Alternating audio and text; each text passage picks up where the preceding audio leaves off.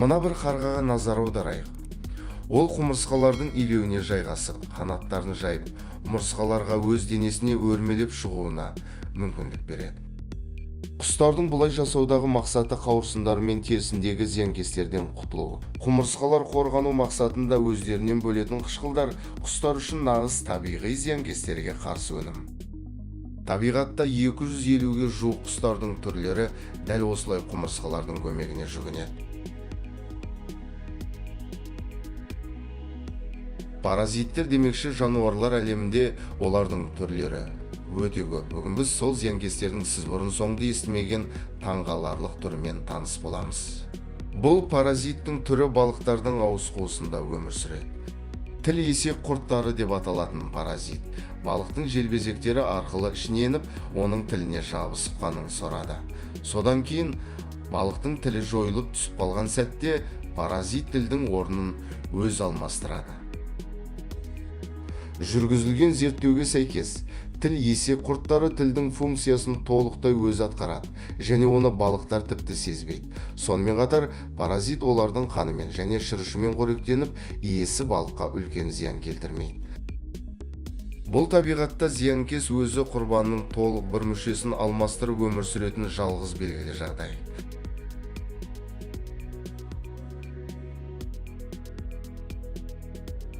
Таныс болыңыздар, Африка, оңтүстік және оңтүстік шығыс Азияда тіршілік ететін қаршыға тұқымдасына жататын айдарлы ара жегіш құс.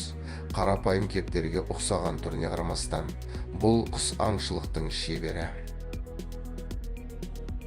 Жыртқыш құстар ұсақ бауырымен жорғалаушыларды, қосмекенділерді және тіпті жемістерді де жейді. Бірақ негізгі қорегі аралары, жабайы аралары және олардың дернәсілдері.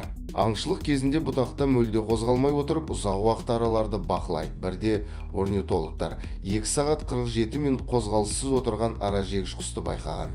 Жыртқыш құс аралардың ұяларын тауып, мықты ұзын тырнақтарымен ашып, ішіндегі барлығын жейді. Оның тығыз қауырсындары мен қабыршақты терісі аралардың шағуынан сенімді қорғаныс береді. Құстың басындағы айдары қалыпты жағдайда көрінбейді, бірақ қауіп төнгенде немесе жұптасатын кезде көтеріліп, құсты өте ерекше етіп көрсетеді. Өкінішке орай климаттың өзгеруі және табиғи мекендердің жойылуына байланысты бұл құстардың саны азайып барады. Ерекше жануарлармен танысуды жалғастырамыз. Біздің келесі басты кейіпкеріміз сіздерді одан сайын таң қалдыратынына сенімдімін. Себебі бұл оңтүстік Американың суларында тіршілік ететін балық ең ерекше және таңғажайып жаратылыстың бірі. Электрлі жылан балық өзінің аң аулау және жауларынан қорғану мақсатында электр тоғын пайдаланады.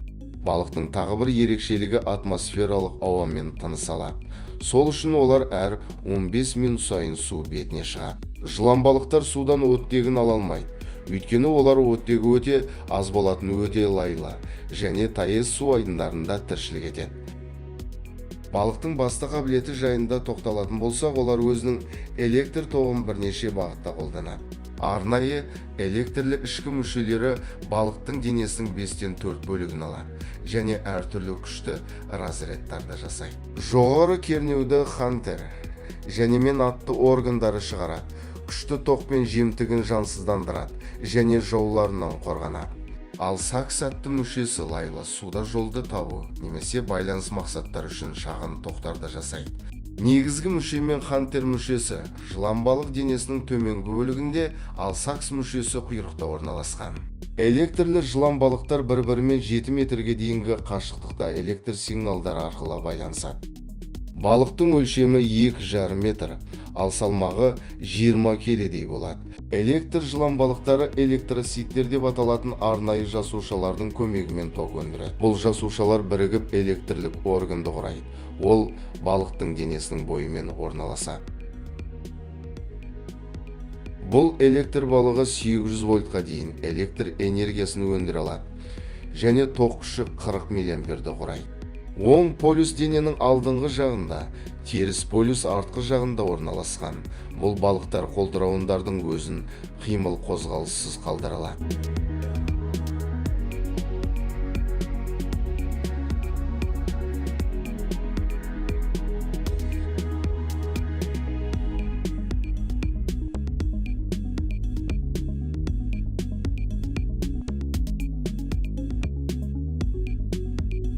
Жергілікті тұрғындар бұл қауіпті балықты тек арнайы әдістермен ғана аулай алады.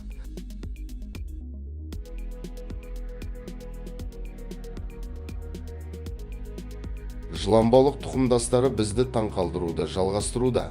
Сіздердің назарларыңызға Атлант, Тынық және Үнді мұхиттарында, Жерорта мен Қызыл теңіздерде кең таралған, сыртқы келбетінің өзі үрей туғызатын жыртқыш. Олар әдетте рифтер мен тастардың арасында жасырынып жатады. Муреналардың дене бітімі жылан тәрізді ұзын болады. Муреналар күндізгі уақытта тастардың ішінде тек бастарын шығарып, өтіп бара жатқан құрбандарын күтеді.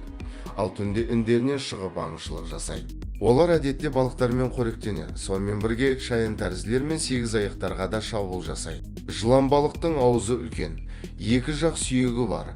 Ол тістерімен жемтігін шап беріп ұстап алады. Муренамен кездескен балықтар одан оңай қашып құтыла алмайды. Мурена өзінің алдыңғы жақ сүйектерімен жемтігін тістесе, өңешіне жақын орналасқан екінші жақ сүйегімен жемтікті ішіне қарай итеріп жұтып алады. Оның тістері артқа қарай майысып тұрады. Тура бір қорқынышты фильмдердегі өзге ғаламшарлықтарға ұқсайды. Муреналардың жер шарында 200-ге жуық түрі бар. Ең үлкен муреналардың ұзындығы 3 метр болса, салмағы 30 келіге дейін жетеді.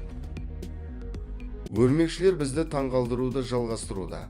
Таныс болыңыздар, бұл Дарвиннің өрмекшісі өзінің кішкентай болғанына қарамастан 25 метрге дейін жететін ұзын өрмектермен ұя соғады. Бұл ұрғашы өрмекшінің өлшемі 3 сантиметрден аспайды. Және бұндай алып өрмектерді бұл өрмекші физиканы қолданып тоқиды. Ұрғашы өрмекші алдымен ең қалың жіпті қайықтың желкені сияқты желдің ағындарымен жібереді. Нәтижесінде жіптің ұшы келесі бір ағаш бұтақтарына жабысып үлкен 25 метрлік көпір пайда болады.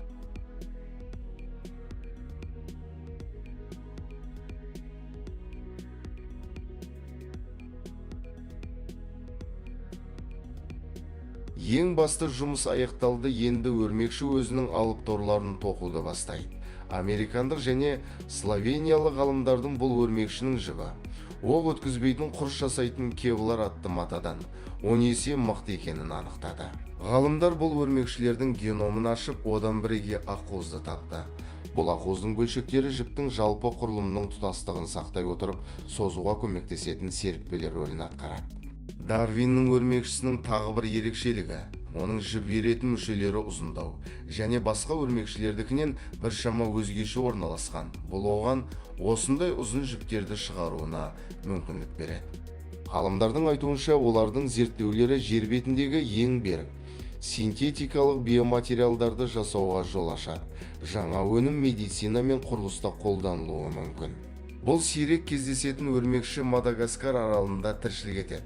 Өрмекшілер түнде суға жақын ұшатын көбелектермен ғана қоректенеді. Оларды қақпанға түскен басқа жәндіктер қызықтырмайды. Еркектер үшін де жақсы жаңалық.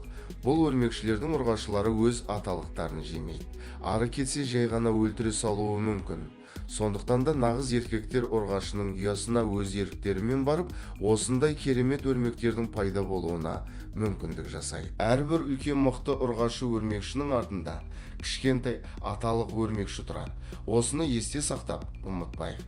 Түнгі уақытта жағалаулардағы таяз суларда, көбінесе маржан рифтерінің жанында осындай көріністі байқауға болады. Бұл көздері шам сияқты жарқырайтын балықтар. Расында балықтардың көздері емес, олардың бактерияларға толы көз астындағы бездері жарқырайды. Балықтардың қараңғыда жарқырауы бірнеше метр қашықтықта байқалады. Арнайы тері қақпақтарымен жарық көзін жасыра алады. Жарықты балықтар қоректену кезінде, жыртқыш балықтардан қорғану кезінде, сонымен қатар жұптасу үшін де пайдаланады. Күндізгі уақытта бұл балықтар судың түбіне жасырынады. Дәл осымен біздің видеода өз мәресіне жетті.